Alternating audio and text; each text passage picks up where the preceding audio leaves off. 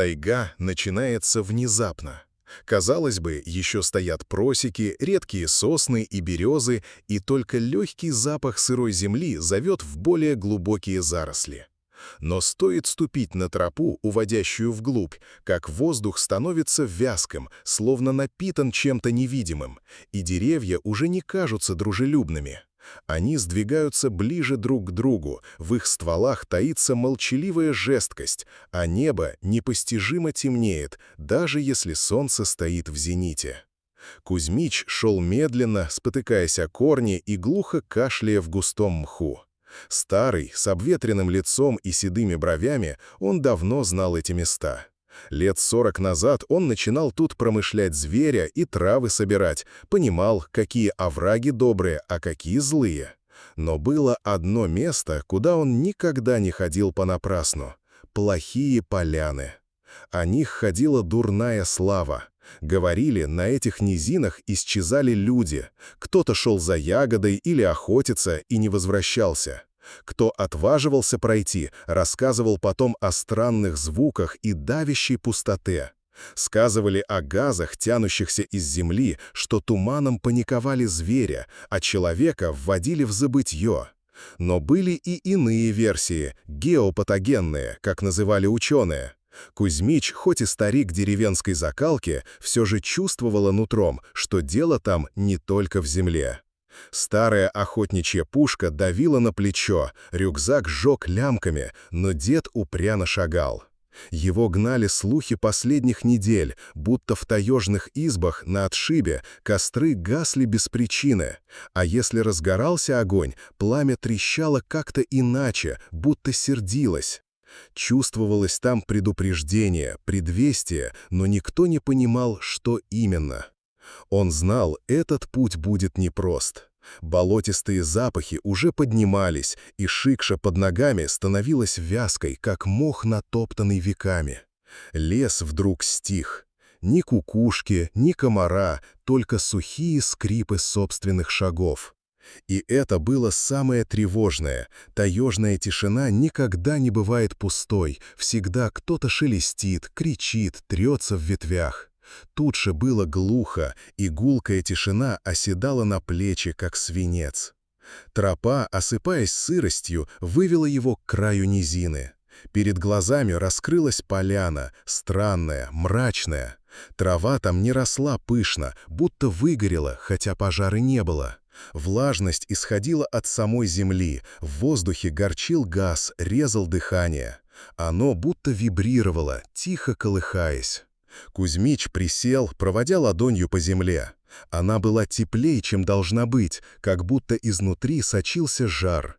Старый охотник нахмурился. Тайга полна причуд, но такие поляны всегда таили беду. Он понимал, дальше будет опаснее, но силы тянули его внутрь, глубже, туда, где не спали даже тени. Там начиналась его дорога. Сумерки в тайге падают стремительно.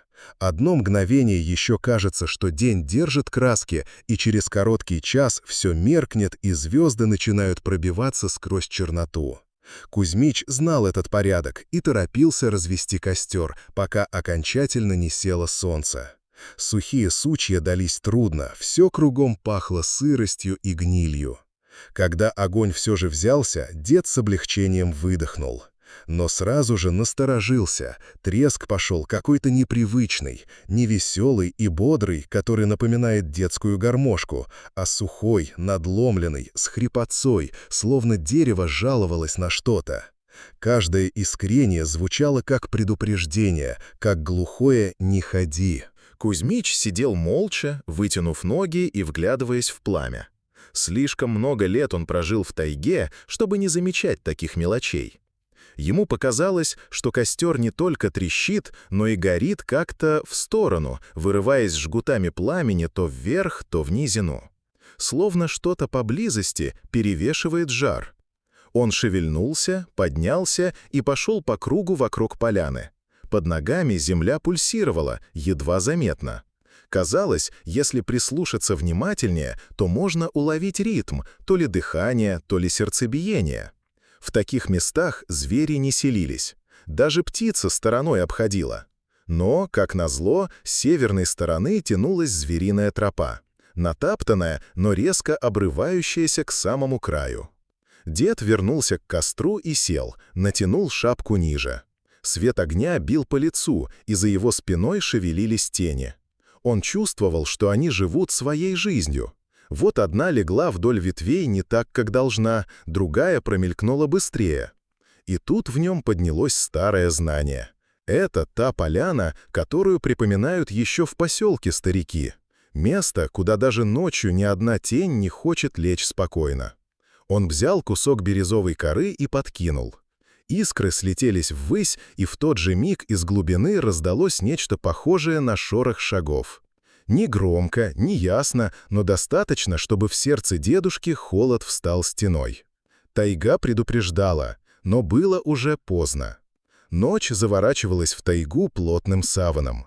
Сначала ушел горизонт, притаился за дерганными линиями черных кедров, и небо сразу стало чужим, колючим. Потом воздух наполнился влагой, как будто из сырой земли наружу поднимались гулкие испарения, и все вокруг проигралось в туманной дымке.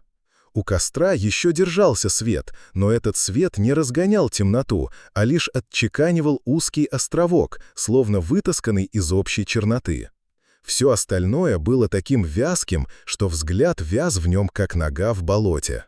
Кузьмич сидел, уставившись в огонь, и чувствовал странное присутствие. Не кого-то одного, а скорее всей низины, всего этого места как сущности. Она будто глядела на него сразу со всех сторон, из-под земли, из-под стволов, из густой темноты в верхушках сосен. Смерклось, но этот мрак был неестественным. Это было не просто отсутствие света, это была живая штука, которая старалась отрезать его от памяти и привычного мира. Ему становилось все труднее думать. Голова сделалась тяжелой, словно ему выпили душу, оставив только застывшие мысли. Сидеть у костра стало невыносимо. Старик поднялся и, стараясь держать шаг размеренным, двинулся по звериной тропе, которую заметил днем. Хотелось понять, кто же и куда ходил здесь. Фонарь поблескивал тускло-желтым пятном. Но кое-где свет мигал, как при поломке лампы. Раз — и почти полная тьма, потом снова пятно. В такие моменты все вокруг казалось оживающим. Сосны вытягивались выше, скрещивали ветви, как когти. Мох под ногами пульсировал едва ощутимым толчком, и старик ловил себя на чувстве, будто стоит на живом теле, которое дышит. Тропа была широкая, вытоптанная, видно, серьезные звери ходили. Следы льда внутри грязи показывали, сюда заходили не один раз. Но дед пристально присмотрелся, привычной логики следов не было. Вот идут отпечатки лося, крупные, ясные. А в 5 метрах впереди они затихают, словно кто-то вытер ладонью по сырой земле, и ничего дальше нет. Ни кабана, ни медведя, ни морала. Как будто звери уходили не туда, куда могут идти, а прямо вниз, в почву, в самую глубину. Он стоял молча, упершись в ружье ладонью. Он хотел проверить землю. Снял перчатку, коснулся пальцами грязи, темнота под ними была теплой. Нет, не просто влажной, а дышащей теплом, настоящим, как от печки. Но печь эта, согревающая, не казалась. Скорее так и чувствовалась могила изнутри, пар, гниение, выходящее на поверхность. И именно в этот момент до слуха докатился звук. Дальний, будто протяжный вздох. Нет, это не было дыхание зверя, слишком равномерное и гулкое. Оно шло, казалось, из самой земли, оттуда же, где теплилась влага, и перекатывалось так, что голова дрожала, как от набегающего поезда. Старик медленно отступил назад. Но стоило ему сделать шаг, в темноте мигнуло что-то. Не свет, не животное, а какой-то отрыв тени, поднявшийся и сразу будто рухнувший обратно в мох. Фонарь моргнул и снова осветил пустоту. Все нутро ныло, уйти, бежать. Десятками лет в тайге выработанное чутье вопило. Здесь нет ничего живого, а значит, нечего делать живому. Но что-то большее удерживало его. Словно сама низина тянула, манила, обещала ответ. Ответ? Но какой?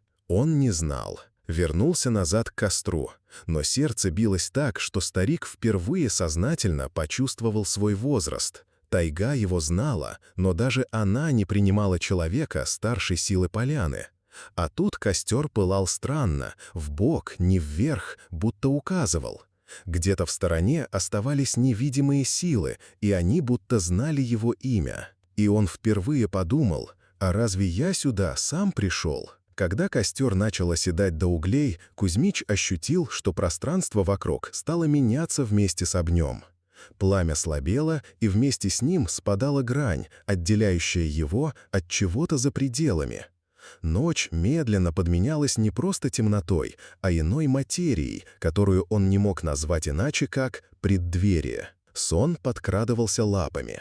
Старик знал, засыпать нельзя, но веки с тяжестью мрамора опадали.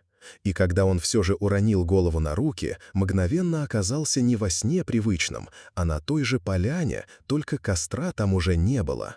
Зато были люди. Они стояли кругом, плотно, рядами, напоминая тени. Но у этих теней не было лиц, глаз, черт. Голые силуэты, будто вылепленные из дыма. Они тянули руки к земле, и каждый раз, когда сотни ладоней одновременно касались почвы, оттуда выходил гул. Не хлопок и не звук, а низкая дрожь, что шла сквозь старика, пробиралась прямо в сердце. Каждая нота этого гула чувствовалась не ушами, а костями. Он понимал, это не песни живых, это зов. И среди них было что-то страшно родное. Не знай он столько лет тайгу, не слышал бы деревья, не видел бы, как мох пьет влагу, он бы не понял.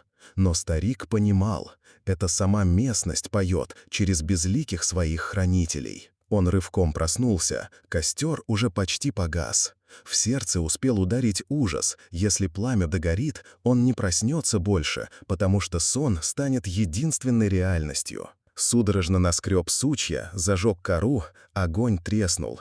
И тут он ясно услышал. Тайга заговорила не за пределами, звуки начали вставать прямо в голове. Сухой шепот, без слов, но угадывалось в нем что-то, похожее на призыв. Словно лес хотел, чтобы он не сопротивлялся, чтобы вошел в ту стаю теней. Шепот усиливался, и с ним усиливалась сырость. На корнях и листве запузырились желто-зеленые капли, пахнущие серой. Голова начала кружиться, легкие с трудом брали воздух. Он упал на колени и едва удержался, чтобы не провалиться в беспамятство. Ощущение было, что сама земля втягивает из него силу, по капле вынимая жизнь. А потом увидел новое — рассвет. Солнце едва поднялось на краю, но тени вели себя иначе. Вместо того, чтобы ложиться длинными линиями в сторону леса, они все стекали в центр низины, как вода в яме. Центр был темным, вязким, как омут. И тогда Кузьмич понял, это место не впускает тени на отдых. Ни одна из них тут не спит, не лежит спокойно. Все рано или поздно втягивается сюда. А вместе с тенями втянется и он.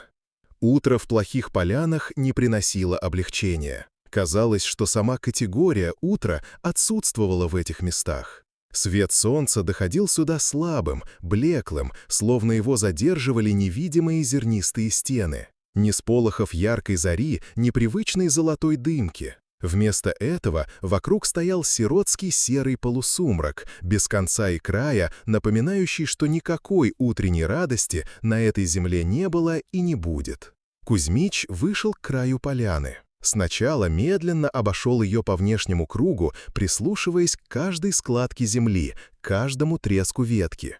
Он шел и чувствовал, кругами он не выходит дальше, а возвращается на одно и то же место. Время здесь будто ломалось. Лес подсовывал ему искаженные петли, лишенные логики. Сердце низины манило и в то же время отталкивало. Там, в центре поляны, воздух переливался так, словно сквозь него пробивалась жара, раскаленные испарения. Мох превращался в липкую, поющей влагой почву. Запах стоял тяжкий, серная гарь вперемешку с чем-то наподобие гнилого мяса. Тени продолжали стекать внутрь. Старик почти физически видел, как вытягиваются линии каждого дерева, как их темные силуэты падают, но не уходят к горизонту, а словно свертываются спиралью, собираясь в центре. Сила — точка притяжения, будто воронка. Он сел у самого края. Руки тянулись к земле, и впервые за много лет он решился услышать не просто ветер в листве или шаг хищника, а саму почву. Пальцы легли на траву, и в тот же миг сквозь тело прошел толчок. Не дрожь от землетрясения, это был пульс. Медленный, тяжелый, повторяющийся пульс, точно сердце внизу билось веками и не собиралось останавливаться. Кузьмич сжал челюсти. В голове пронеслось: здесь погибали люди не зря. Их не пожирал туман, не держали газы. Все это были лишь оболочки, прикрытия, чтобы человек не сразу понял, куда он попал. Настоящее под ним, в глубине. Сердце земли, гул, вечное биение, зовущий колодец, в котором нет дна. Но почему именно его привело сюда? В этот миг тело вспомнило все прожитое. Вот он, подросток, бежит с отцом за оленем по заснеженному насту. Вот молодой мужик ночует в зимовье и слушает тощее потрескивание поленьев. Вот седина в бороде и одиночество последних лет. Друзья ушли, женщины в селе умерли, осталась только тайга. Всегда тайга, и только она ведет его сейчас. Старик понял, он не просто случайный охотник. Он сам стал частью этого великого ландшафтного механизма. Слишком много лет отдавал он свои силы тайге, слишком часто слушал ее знаки, слишком хорошо понимал ее капризы. В конце концов, она взяла его в долг, и теперь долг пришло возвращать. И когда он поднялся, ступив на влажную почву ближе к центру, земля вздохнула. Нет, не звук, а именно ощущение, словно глубина ответила ему, признала его шаг. Он знал, еще шаг, и все изменится. Ночь снова накрыла поляны, но теперь она ощущалась по-другому. Не как враг, а как хозяйка, та, что наконец-то принимает гостя. Костра на этот раз хватало едва ли, дерево сырое, треск глухой. Пламя все равно оседало под серый воздух, гнулось, направляясь к омуту центра. Кузьмич смотрел на огонь и не сопротивлялся. Голова была ясной и пустой, слова больше не рождались. Мысли текли не как слова, а как длинные линии образов. Ему чудилось, что рядом сидят звери, необычные, призрачные. Волк с шипящей пастью, росомаха со скаленными зубами, благородный лось, что тянет рога в воздух. Они сидят плечом к плечу, все на одной линии с ним, смотрят на центр. И он такой же. Потом снова пришел сон, но на этот раз без борьбы с сонливостью. Он сдался. Сон и явь смешались, оказались одним и тем же.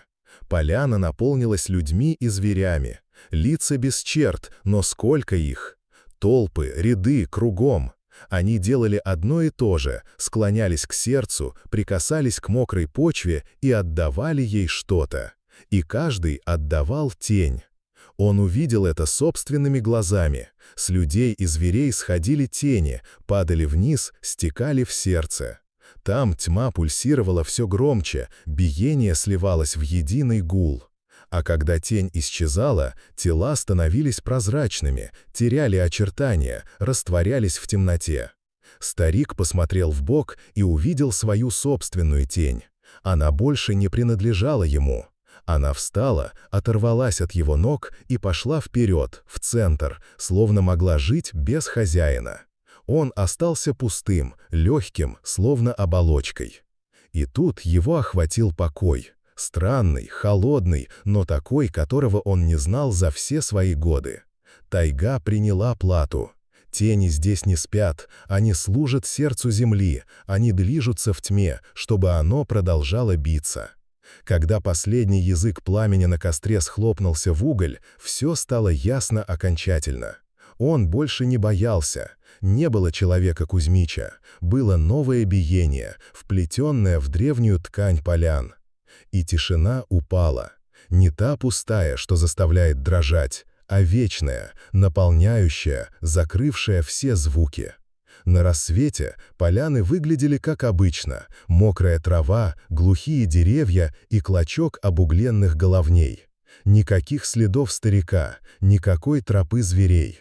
Только странное эхо в воздухе, будто гудело что-то под землей. И если прислушаться в напряженной тишине, то можно было уловить едва ощутимое: в сердце полян билось еще одно новое эхо. Новое сердце, влитое в общий гул.